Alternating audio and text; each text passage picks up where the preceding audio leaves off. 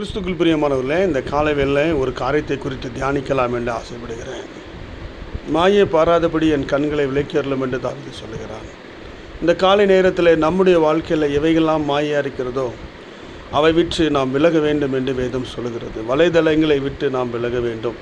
Facebook, YouTube, நமக்கு Instagram அவசியம், ஆனால் அதுவே அடிமையாகிடக்கூடாது. தாவீது சொல்லுகிறான், என் கண்களை மாயைகளுக்கு பாராதபடி இதை விலக்கியறலும்.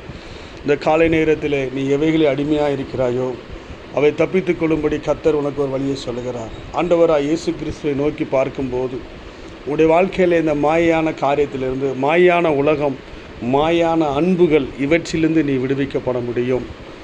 வேதம் சொல்லுகிறது, அப்போஸ்தலர் 7:39, இப்படி இருக்க நம்முடைய பிதாக்கள் கீழ்ப்பட மனதாயிராமல் தங்கள் இதயத்தில் எகிப்துக்கு திரும்பினார்களாம்.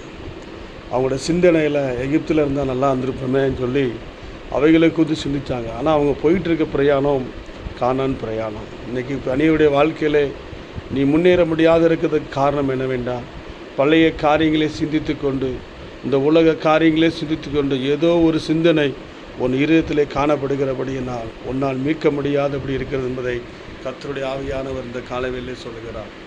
ரெண்டாவதாக, உடைய வாழ்க்கையில் உங்கள் கண்கள் தேவனையே நோக்கி பார்க்க வேண்டும். லோத்து சோதோகுமார பட்டணத்திற்கு நேராக தன் குடியிருப்பை போட்டார். இந்த காலவேளை உன் கண்களும் உன் சிந்தனைகளும் ஆண்டவருக்கு நேராக இருக்கும்போது அவர் உன்னை ஆசீர்வதிப்பாராக. ஆமென்.